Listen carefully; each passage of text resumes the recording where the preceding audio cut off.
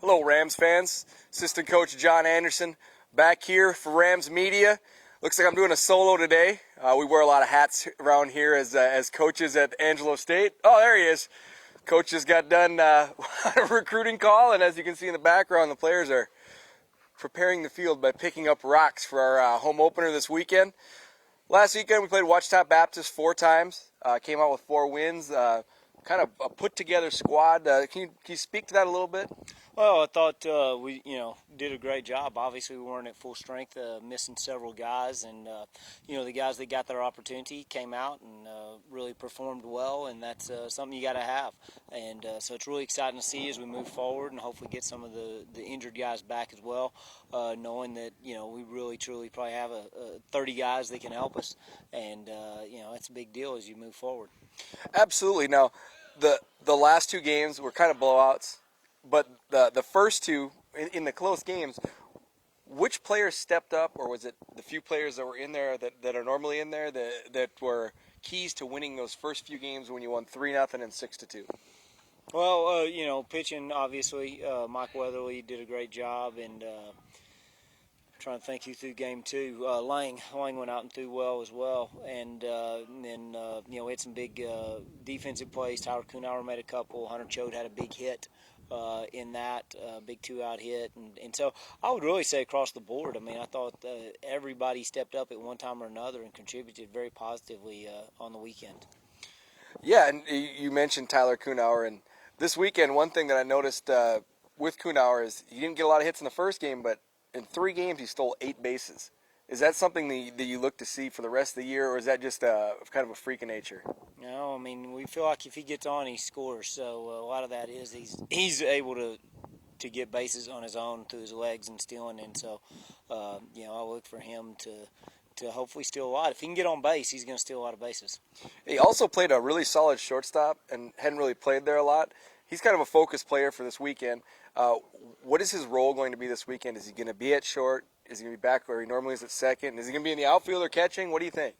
I have no idea right now. He'll be on the field somewhere, and hopefully he'll go out and play like he did last week. And you're right, getting sort of thrown there at shortstop and not having prepared for that a whole lot.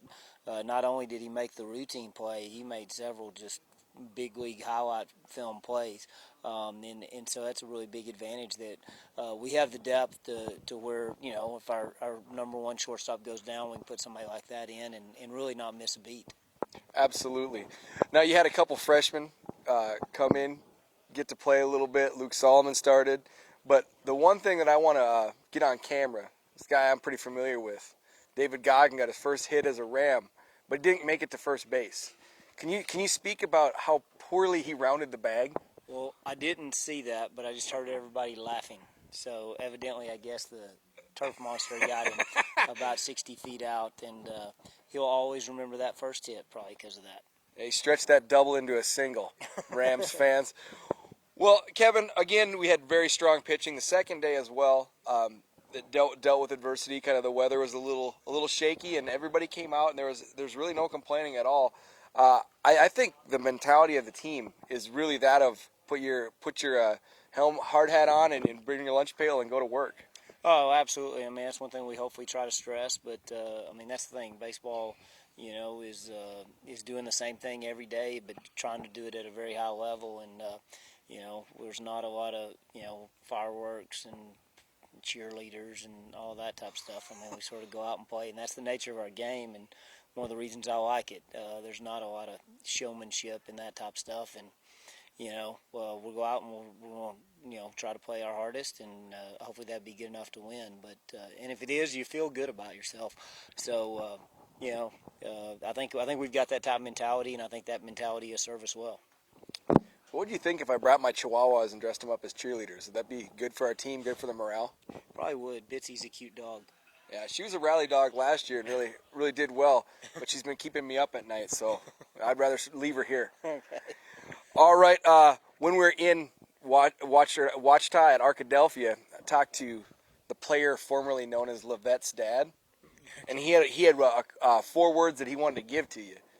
I can only remember one of them, and it's a good one. Okay. So, Mr. Levette, or Mason's dad. Marshmallow was one of the words. That's all I know. You get 3 more words. Now, I'm going to have to go on my own. Okay. We're going to go with puce.